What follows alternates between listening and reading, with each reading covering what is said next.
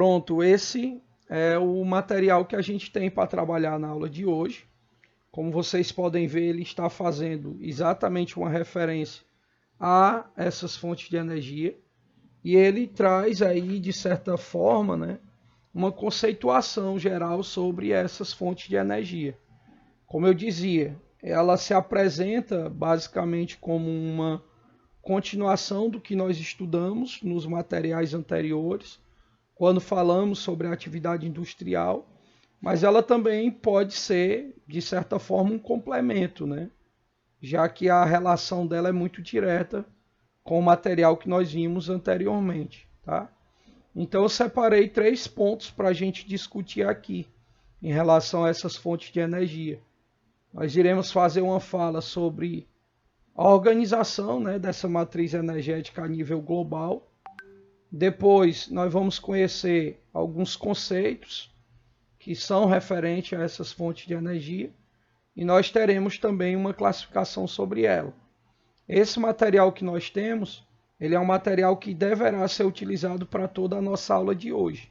Então nós não teremos uma continuação desse material na aula próxima, não. Ele será exatamente destinado para toda a nossa aula hoje, tá bom? Então vamos lá. Vou fazer um zoom aqui para que a gente possa observar melhor essa coluninha que nós estamos iniciando, né, o nosso trabalho, tá? Então ela é uma fala referente a essa matriz energética, né, mundial. A energia, aqui eu fiz uma pequena referência, né, até para que a gente pudesse considerar alguns aspectos, mas a energia ela sempre esteve presente na história da humanidade. Inicialmente essa energia ela era produzida em especial pela força animal, onde se utilizava os animais, o gado, cavalos, né?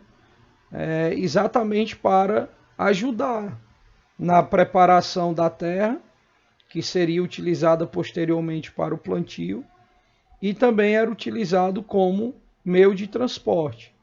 Então ela se configurava aí como uma das primeiras formas, uma das primeiras fontes de energia utilizada pela humanidade já desde a antiguidade, né? Posteriormente nós tivemos a invenção do fogo, né? O homem conseguiu aí de certa forma criar o fogo, e o fogo ele será a maior revolução que nós teremos nesse período antigo, né? E o fogo ele era basicamente utilizado para consumação, ou seja, para o consumo, e claro, para atender às necessidades humanas naquela época, né? E aí algumas das necessidades que a gente pode destacar aqui era a cozinha, né? O fato de poder cozinhar esses alimentos, eu acabei repetindo aqui, não tinha percebido, para aquecer nas noites frias e também para proteção, já que alguns animais tinham um certo temor, né, a esse fogo, tá? Então era basicamente isso que a gente tinha como consumação das necessidades humanas. Cozinhar, aquecer e se proteger. É claro que tinham outras funções, mas essas são algumas que eu coloquei aí para a gente poder considerar, tá? Com a evolução tecnológica, né, com o passar do tempo, ela vai favorecer, de certo modo, o desenvolvimento de novas fontes de energia. Então, quando o uso das máquinas passaram a fazer parte do sistema produtivo, ele vai, consequentemente, também aumentar a necessidade e a procura por energia, né?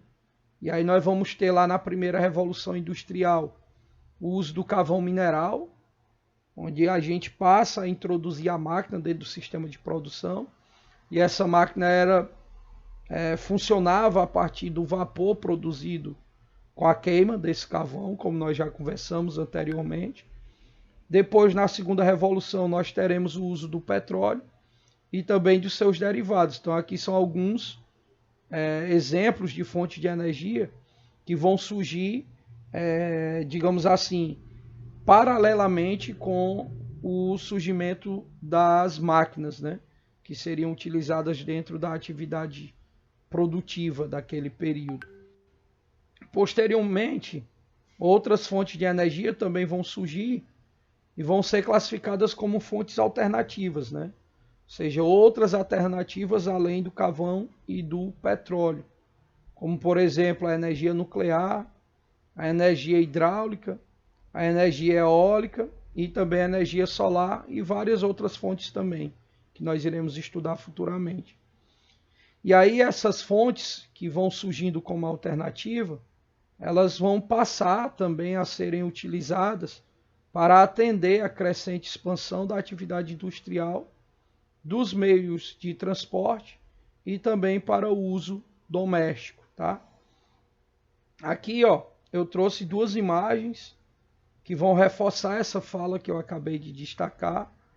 Aqui ele vai ter uma classificação usando o carvão, o petróleo, né, a energia nuclear, a energia hidráulica.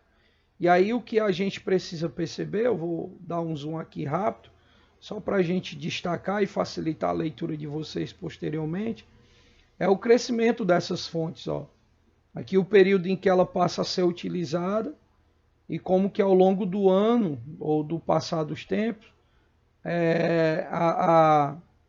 digamos assim, né, como que se fala agora, acabei esquecendo a palavrinha, mas a necessidade que nós teremos dessa fonte, você percebe que ela vai aumentando, né? Aqui em relação ao petróleo, ó, esse consumo, essa necessidade, ela já surgiu um pouco elevada, mas com o passar do tempo, essa necessidade ela vai aumentando, essa dependência era a palavra que eu iria utilizar. E isso vai sendo comum em todas as outras fontes que nós temos aqui no gráfico. Então ela começa com esse intervalo aqui. Aqui ela já tem um intervalo um pouco maior, né? Uma dependência maior. E aqui ainda maior. Então isso significa que com o passar do tempo, essa nossa dependência em relação a essas fontes de energia, ela só aumenta. Tá? Nesse outro gráfico, ele vai apresentar que a maior ou o maior consumo de energia mundial, ele se dá principalmente nos países mais ricos, nos países mais desenvolvidos, né? Como os que fazem parte aqui da América do Norte, aqui desse canto, tá? Essa é a América do Norte, a AM Norte. Aqui os países europeus e alguns países asiáticos. Aqui também lá na Oceania. Será que o Oriente Médio, que também é formado por países ricos, né? Que basicamente vão ser os maiores consumidores de energia elétrica que nós temos na atualidade, que é o que exatamente o restante aqui do texto vai destacar. Ó. Alguns países, sendo esses os países mais ricos e desenvolvidos, eles vão apresentar uma maior concentração de consumo em relação a outros, que é o que nós vamos chamar de consumo per capita de energia. Aqui é um per, tá? Esse O aí não é um O que o Alex queria colocar. Ele é um E, depois vocês corrigem. Alex, o que significa esse termo per capita? Por pessoa, né? Ao pé da letra significa por cabeça.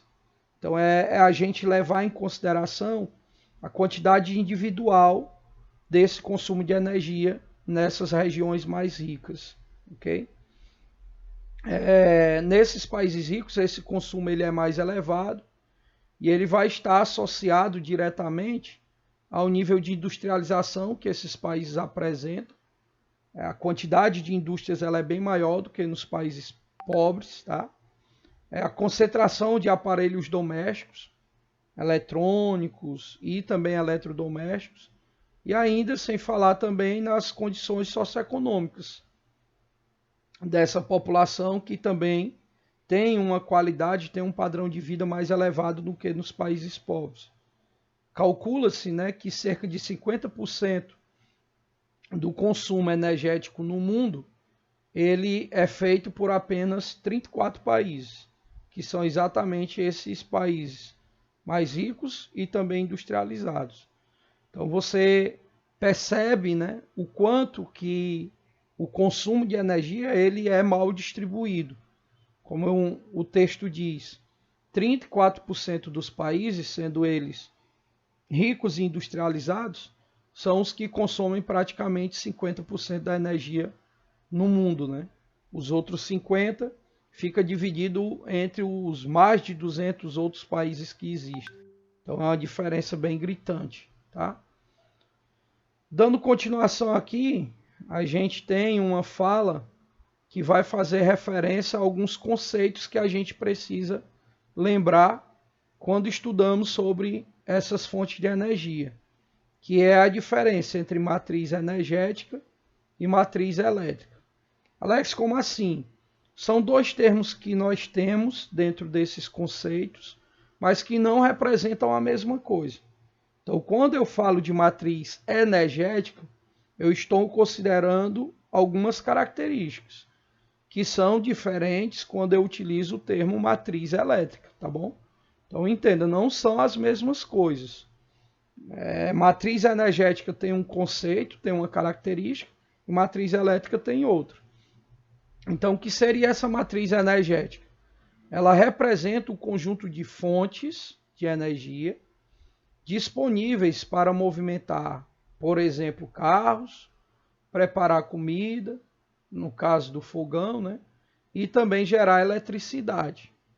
Quando eu falo de matriz elétrica, eu estou falando de um conjunto de fontes disponíveis, apenas, essa palavrinha faz toda a diferença, para a geração de energia elétrica. Então, matriz elétrica, ela faz parte da matriz energética. Alex, como assim? Quando nós estamos falando de matriz energética, turma, a gente está falando de tudo aquilo que é utilizado para gerar energia.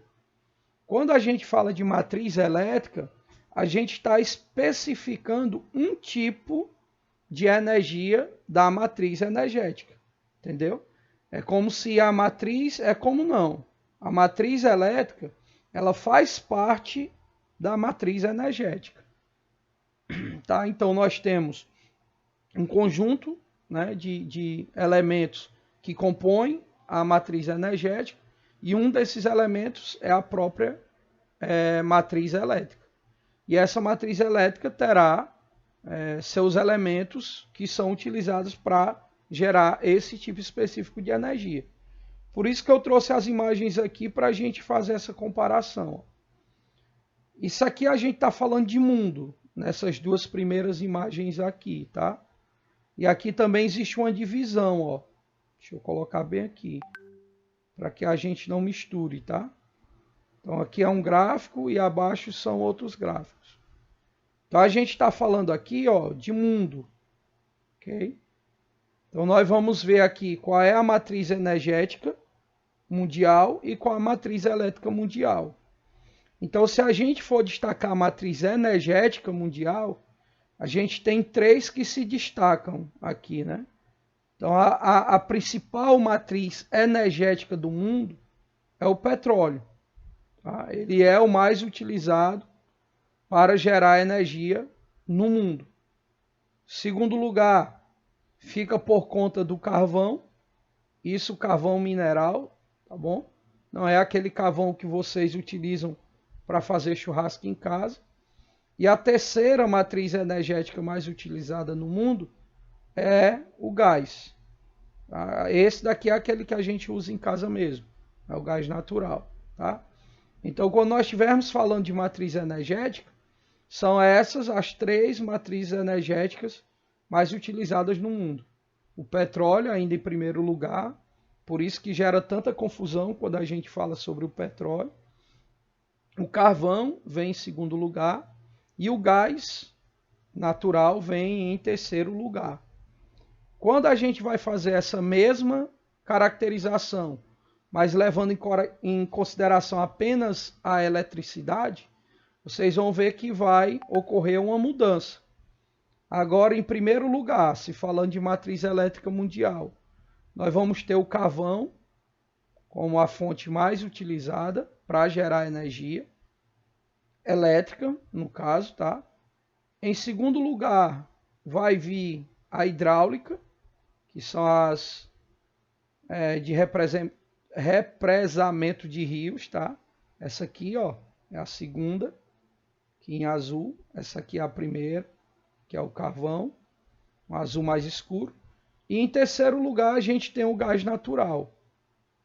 Tá? Ele ocupa o terceiro lugar. O que é que vocês vão perceber? Ó? Que o uso, tá aqui bem aqui nessa faixa vermelha, de petróleo e derivados para gerar energia elétrica é um dos menores do mundo, tá?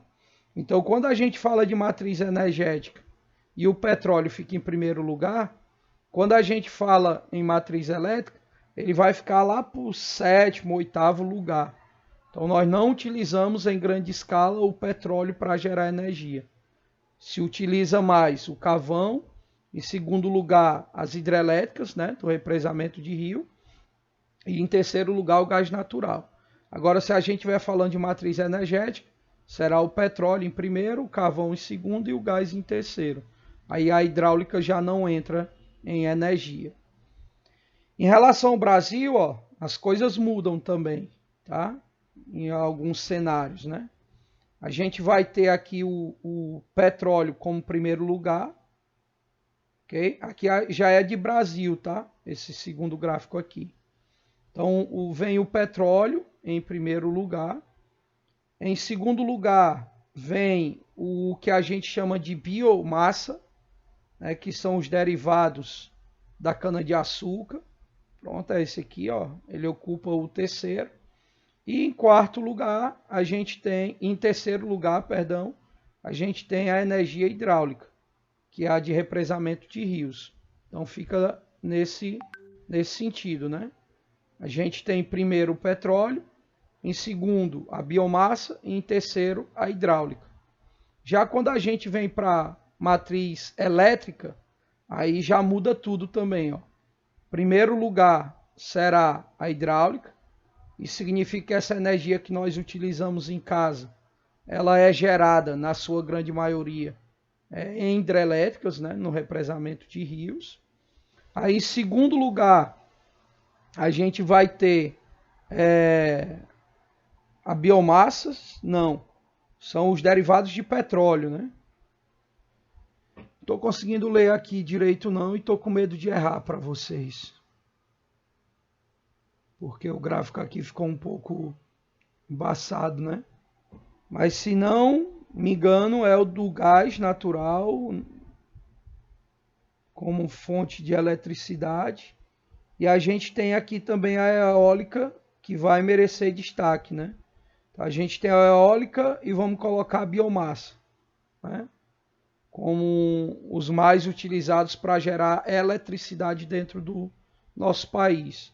Depois vocês vão conseguir ver esse gráfico aí melhor, mas é nessa linha, né? Até se a gente for analisar também essa pizza aqui, ó.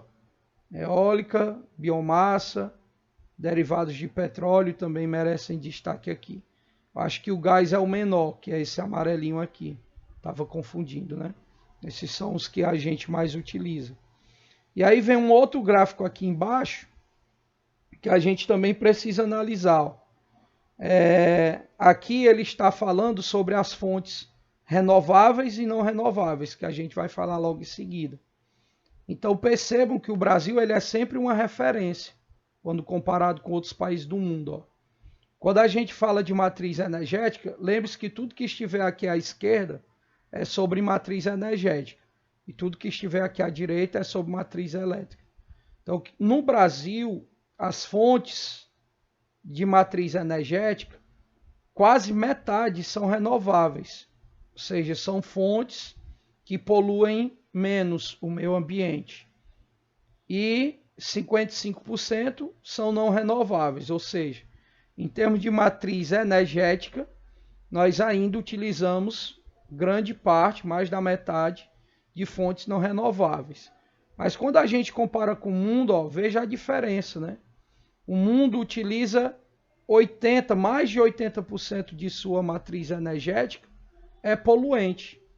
E o Brasil é também poluente, mas tem uma quantidade bem significativa não poluente, né? A porcentagem, comparando Brasil e mundo, é muito grande, né, nessa diferença.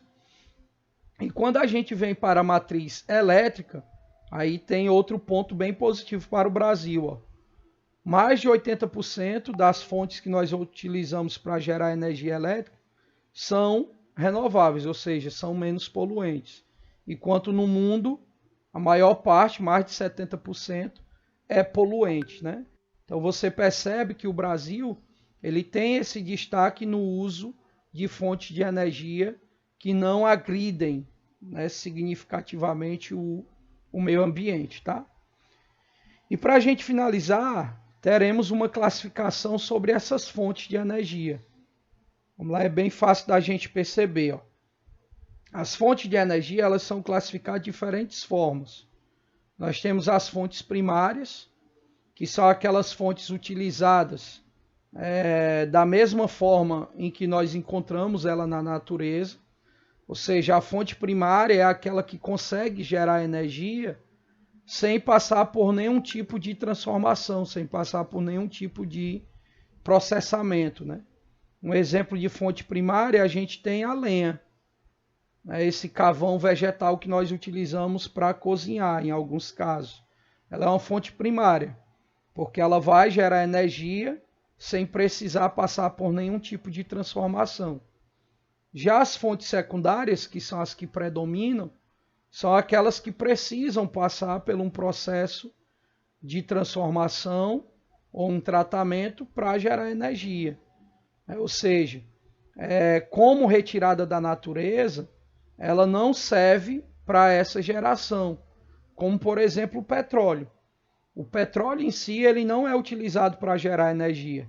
Ele precisa passar pelo refino, que seria essa transformação, e aí só posteriormente a esse refino é que ele passa a ser uma fonte de energia propriamente dita, como por exemplo a gasolina, que é utilizada para mover os carros, o óleo diesel e assim por diante, tá?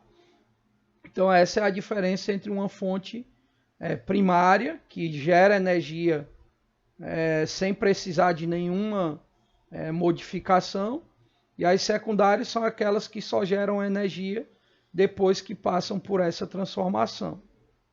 Uma outra classificação é a de fontes renováveis e as fontes não renováveis. As fontes renováveis são aquelas que têm um tempo curto para se recompor, ou seja, são as que possuem capacidade de recomposição em um curto período de tempo. Geralmente ela precisa de alguns anos ou décadas para voltarem a ser reutilizadas, tipo as que nós utilizamos em hidrelétricas, né, que foi o exemplo que eu dei, que dependem da água da chuva e dos volumes de águas que existem nos rios. Então, se não chover esse ano, nenhum outro, mas daqui a 4, 5, 6 anos pode voltar a chover e a gente volta a reutilizar essa fonte de energia. Por isso que nós chamamos elas de renováveis. Elas conseguem se recompor em um curto espaço de tempo. Já as renováveis, não.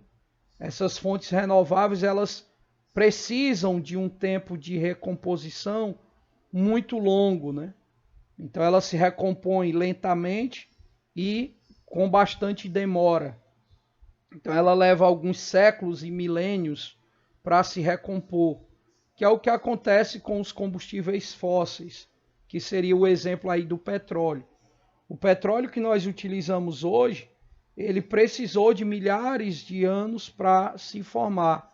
Então, se eles acabarem, de certa forma, desaparecendo agora, só daqui a alguns milhões de anos é que novas fontes serão formadas, né? Então, por isso que ele se classifica como não renováveis. É importante também destacar, viu, galera, que essas renováveis, elas também podem ser chamadas de menos poluentes, tá? Isso significa dizer que ela polui, só que ela polui com um nível de intensidade menor. E as não renováveis são mais poluentes. Então, quando você encontrar a definição de menos ou mais poluentes, lembre-se que ela está fazendo referência a esses conceitos aqui, tá? Renováveis são menos poluentes e as não renováveis são mais poluentes. E a última classificação que nós vamos ter aqui também é fácil da gente compreender. São as fontes convencionais, que são aquelas mais utilizadas, né, pela sociedade, ou seja, ela é uma fonte muito consumida no cotidiano, e aí um dos exemplos que a gente pode utilizar são os de combustíveis fósseis, como a gasolina e o gás de cozinha. Então, elas são classificadas como fontes convencionais. O acesso, né, a facilidade em obter essas fontes, ela é muito facilitada, né, ela é bem fácil. Já as fontes alternativas não têm essa facilidade toda. Então, ela é uma fonte que tem um acesso um pouco mais complicado, e esse acesso ele se dá exatamente por conta da tecnologia que nós usamos para produzir esse tipo de fonte de energia, e ela também é uma fonte mais cara, né, para a sua geração. Então se utiliza tecnologia, né, cara, e isso faz com que essa fonte de energia também seja cara, o que acaba reduzindo o seu acesso, e a sua utilização é feita em menor escala, como por exemplo a energia eólica e a energia solar, são exemplos de fontes alternativas, tá? Então é basicamente isso que a gente tinha que conversar na nossa aula de hoje. Eu acredito que é um material simples da gente compreender, mas caso tenha alguma dúvida, fique à vontade em tirar essas dúvidas aí, tá? Beleza? Então vou fazer